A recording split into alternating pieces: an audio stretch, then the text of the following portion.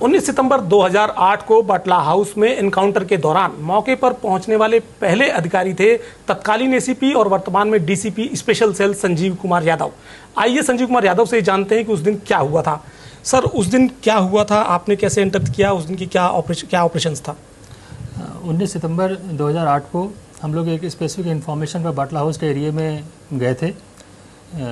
इस दौरान हमने इंस्पेक्टर मोहन चंद शर्मा और एक छोटी टीम जो कि बाटला हाउस में L18 के अंदर भेजी गई थी वेरिफिकेशन के लिए। कुछ समय बाद हमें मालूम चला कि वहाँ फायरिंग हो गई है। मोहन चंद शर्मा और एक हमारे हेड कांस्टेबल घायल हुए हैं जिनको वापस लाया जा रहा है। इसके बाद हम अपनी फोर्स को लेकर रीइंफोर्समेंट किया था हमने, और हम बुलेट प्रूफ जैकेट और वेपन्स के साथ हम फ्लैट में एंटर किए।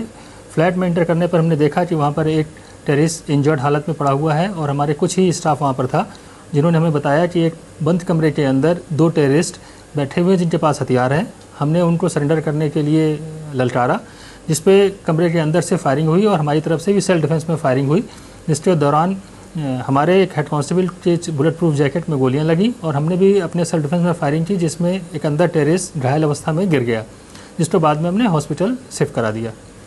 लगभग कितनी देर गोलियां चली होंगी दोनों तरफ से जब आप मौके पर पहुंचे? जब मैं मौके पर पहुंचा हूं तो 4 से 5 मिनट का ये होगा।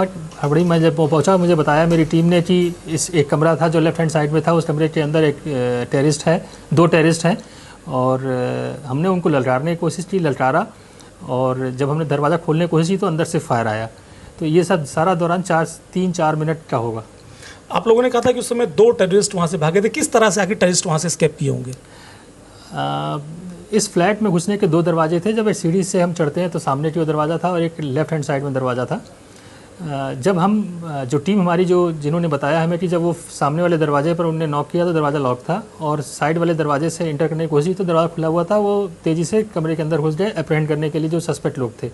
इस बीच ही तुरंत ही फायरिंग चालू हो गई और जो 2 टेररिस्ट मौके से भागे थे वो जो बंद दरवाज़ा था उसको खोल कर भागे थे।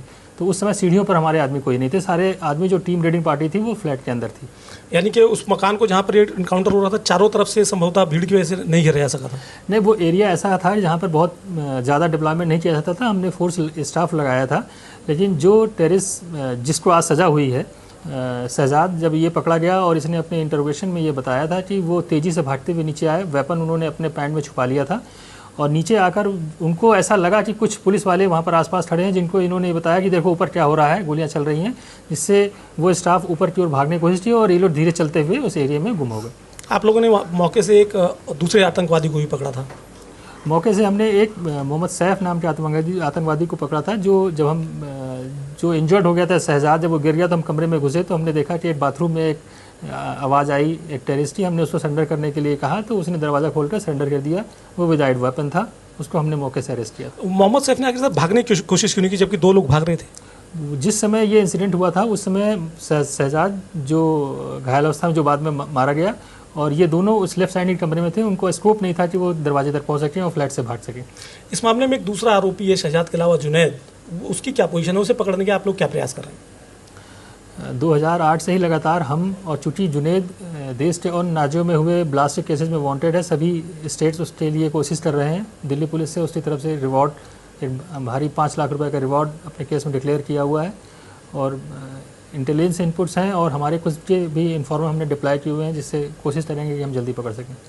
अब ऐसा कहा जा रहा है कि ऐसा वकीलों का कहना है शहजाद के कि शहजाद वहाँ नहीं था।